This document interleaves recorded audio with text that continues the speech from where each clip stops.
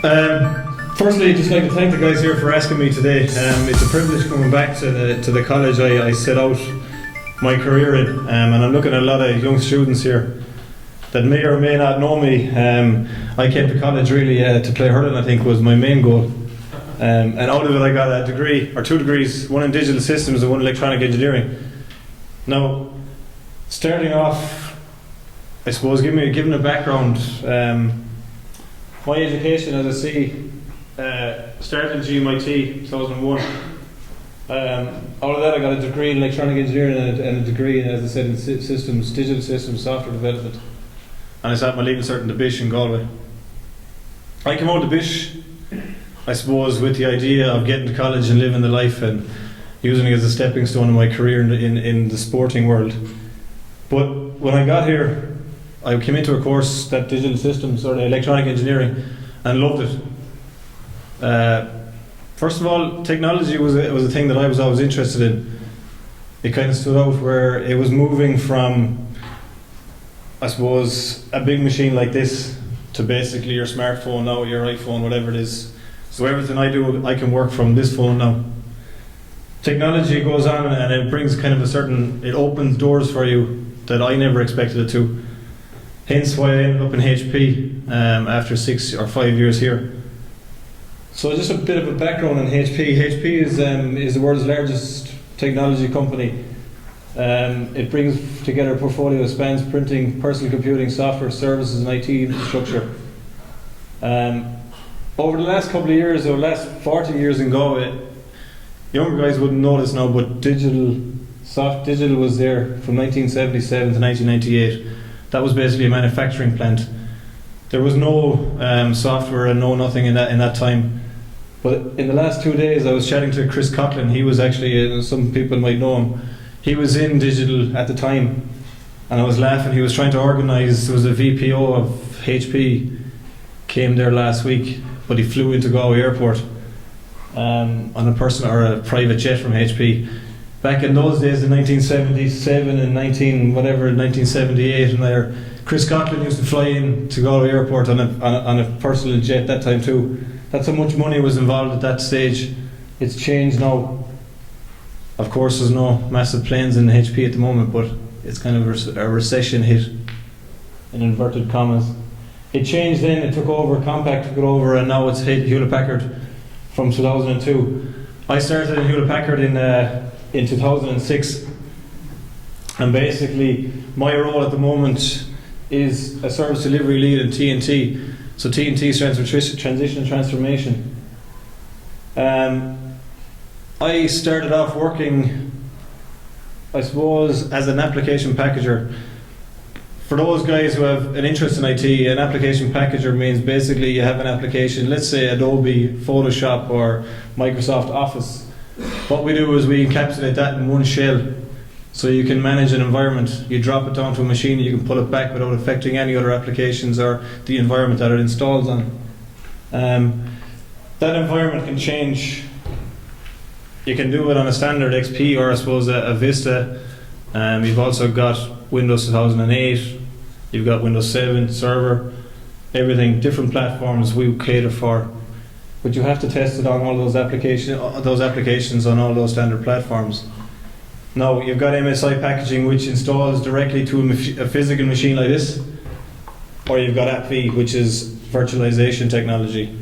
That's the way to go at the moment. That's the whole new thing, virtualization. So I project manage, as I said, end-to-end solution. We go to the customer. I go to a customer and I sell it to it as a product that we can manage their environment, that we can manage their application portfolio and basically control what they do. So MSI packaging said AppV experience, on-site project management and offshore and best-shore management. Now, my role went from being technical to being more project management driven in the last 2 years. I was talking to Des outside where I came into HP and I used GMIT as a base, got the experience in IT, loved it, but I needed it as a stepping stone to get into a company. Once I got in the company and once I got in the front door, I did my 2 years experience or did my 2 years technical background on that, and brought it to a project management level where I can actually now have the IT experience and also manage projects from end to end. If I didn't have that IT experience, I wouldn't be able to do that. So that's where one area came into being. So when I go to a customer and when I sell our product, or we talk about a customer workshop, we basically go, customer wants how it's going to make me money or how it's going to save me money. Yeah, or what's it going to benefit my company. So the two areas we work in, the application packaging is the MSI, and then you got AppV packaging. Simple increased revenue is one area that we sell to the customer, and then it reduces costs. Yeah. So shorter lead times and faster time for deployment of business applications. These are the applications that are critical to run the customer environment. So let's say you've got the likes of what's it called, the stock market. Yeah. So these are business critical applications. So if there's billions of dollars riding on a stock market application working, and if that fails, and if that's HP's fault, then it comes back to me if I'm responsible for that package. Now there's billions of people after losing billions of dollars. Right, where's the fault in that? Okay, so that's where all of your testing and everything comes back into it. I'm going to go back to a slide here where it is basically, see your application submission, your submission section, your PRF approval, and your packaging and publishing. This is where the packaging is done, the application, and the integration testing is where we are to test it in the customer environment. Okay, we mimic their environment, be it an AppV environment or a virtual environment or a physical machine. So we test it exactly on theirs before we release it back to them. So that's where the business critical applications are tested. And if we don't have that testing set up properly, then we have a serious issue, right? But it's a very interesting area when you get into it. If some people obviously like the packaging part and the Java part of it, whereas I'm more into the management. I used, as I said, the background of IT to get into this area. So that's that. Now, where GMIT benefited me, I suppose, and my career. In the IT area, I suppose 5 years of electronics and digital systems hugely beneficial. Yeah, it gave me my IT background. Hands-on experience. One area in GMIT, and I will always kind of give a serious positive note to GMIT is here. In certain institutes, unis, that kind of thing, you don't get the same hands-on experience. I remember spending, I think it was 62 hours here in GMIT on a project. It's actually my final year project I'll talk about in a few minutes. 62 hours in a week. That was including lectures and work that needed to be done. You don't get that, and you don't get the hands-on from all the lecturers in other places. They really get involved here, which is fantastic. As I said, GMIT was always on the game with new technologies, processes, and procedures. There was never really a stage where you were kind of wanting for more. It was always there for you, and there was always guys that were willing to put the shoulder to the wheel. Presentation skills. When we talk about presentations in GMIT, when you were running projects and weekly and monthly ongoing assessments, you had to present like this to 5 or 6 people in a room, and you had to talk about it and talk about where it was coming from, what we were doing. So basically it has helped there. My role in HP has changed in the past 6 years. I've been 6 years here. It continually changes to meet customer requirements. When I say it continually changes to meet customer requirements, like previous years, we wouldn't have to have AppV experience or Citrix XenApp and all these different technologies, virtualization specifically. Nowadays, we deliver what the customer wants. That's where the money comes. Yeah. So you have to be on the game. Presentations and ongoing assessment, as I said, GMIT, that really has helped me, because I'm going to customers and I have to be confident in talking to a customer. I have to be able to sell my product and say, right, this is what you're going to get delivered, and this is how we're going to deliver it, and we deliver it by that process on the bottom. That's our software life cycle. Yeah. Again, GMIT, this was a major area for me, GAA. GMIT's strong GAA links gave me the stepping stone to break through into inter-county hurling. I talked about this actually 3 or 4 weeks ago in a documentary that's been done for the college for its 40-year anniversary. playing hurling in GMIT opened massive doors for me. It basically actually got me into HP because one of the guys I played with there was a manager inside there.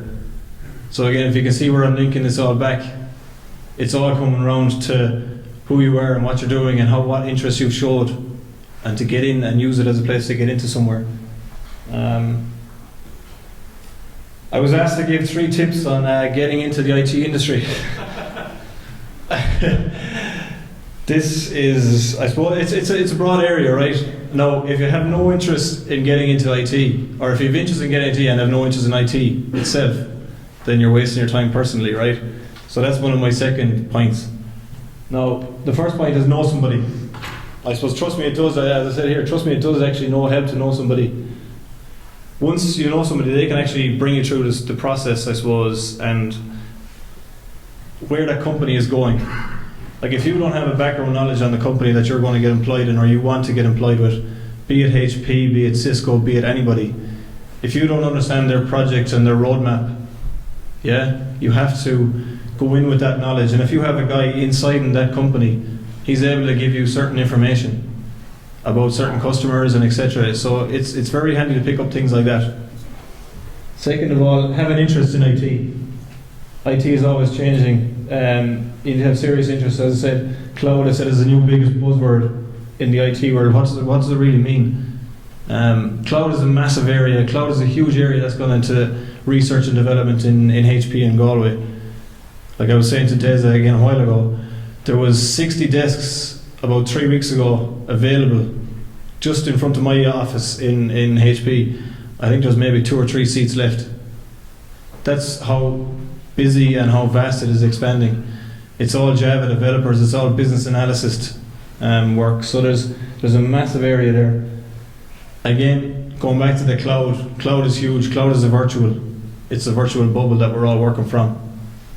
But it's a massive game changer for customers because they don't need the physical environment that they used to have before. You need to be ahead of the game, be on the next wave, research, development and test in your own home environment. One thing that shocked me before, when I was in college here, we were just talking about it outside, there was guys here that had a massive interest in Java. I don't know, is many people interested in Java or any application? Is there anybody? Yeah. There's a few, yeah. There was a guy called Days here when I was in college, and we were all looking at him kind of going, geez, he's mad in the head, like, because he had his own server built at home, he had his own environment, his own virtual space there, right, and developing at home. Who's probably the most best paid person that left that year now would be him. Why? Because he put in the interest and he had it all actually in his own head and worked out what he needed to do. Yeah? So, as I said, have your own home environment. What I have done at the moment is I develop a lot of websites as well, just as a pastime, because it's actually all of my own interest. I have my own server as well developed with a whole infrastructure behind it. It's very handy to do that, and it's very easy. It gives you an interest and it makes you actually study and learn the area that's going to be involved in. That's outside of HP work, and it's only an interest of mine, so it's good. You have to have the interest there. Thirdly, always be willing to put in the hours on and off the field. I kind of brought in the GA on this one as well. This is key to get ahead of the IT game. If you're on the ball and have the hours put in, there are over 4,000 IT jobs available in Ireland at the moment. Now, you read so many people that are on the dole and so many people that are not involved in work and won't get out there. IT is massive. Yeah. As I said before, I got into IT on the back of Java applications and packaging and development and software. Now, to be honest with you, I have absolutely zero interest in Java or any of that because I am absolutely no good at programming. It's one area that I just missed in college. Des will tell you that. But it got me in the door. I got through college.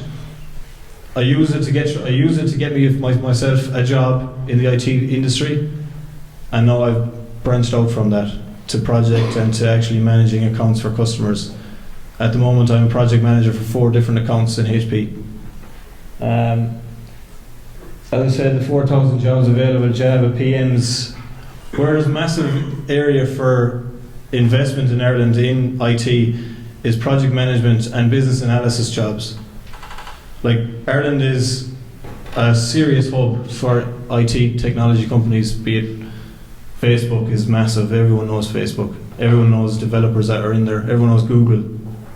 But trust me, those jobs aren't all the roses that they're making them out to be. They do have to work extra hours. They're working in environments that are tough and that are customer driven. So it is a tough area. Don't expect to have an easy road and have maybe 39 hours a week getting paid a massive money. That area is gone. So it's really hard work. But as I said here, if you see a gap, so if you see a path down the road, what I've seen in myself, if you've seen a path where I want to get into business of some sort, but I need to use IT to get through it. But if you're going through it and you find that you love IT, which I found I did, technology is massive. You can always get out of it and you can always bring it to a different level.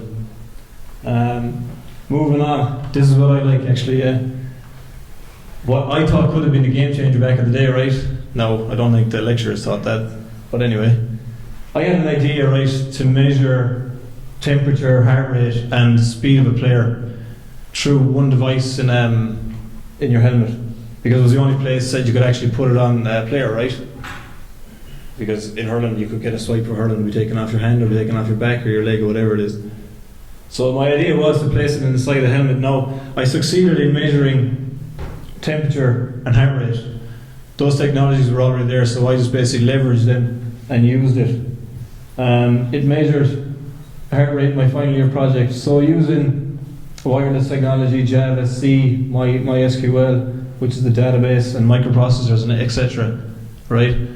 What my idea was that if a player was running around the field, that I could see on the laptop if there was a spike in his heart rate or in his temperature and what speed he was running at. Yeah? It was brought in because of the sudden heart death syndrome that was, I suppose, highlighted at the time when there was a lot of players passing away, unfortunately, through sudden heart syndrome. And it would highlight the fact that if there's a spike in heart rate, the player is under pressure. Yeah? But anyway, that result got me my 2-1 honours degree out of GMIT. But the income from it was zero. So it was an interesting road down that road with the projects. That was where I spent the 62 hours, I think, or maybe more. I was probably leveraging Brian Walsh and a few more guys in that to finish it off for me because my programming skills weren't the best. But nowadays you can buy this technology through other companies. For example, we used last weekend in inter-county training, we had GPS systems on us that measured the speed and the acceleration through accelerometers. So basically picked up where your intensity was, your heart rate was, to show, I suppose, initial speed reactions and takeoff speeds and etc. So the technology is there. I should have patented it back in the day and I would have made a fortune out of it, but look, IT is a love of mine. It has to be a love of yours if you want to get into the industry. But I would really recommend it. It was a fantastic career path for me. So hopefully in the next couple of years I'll keep driving on. And finally, thank you.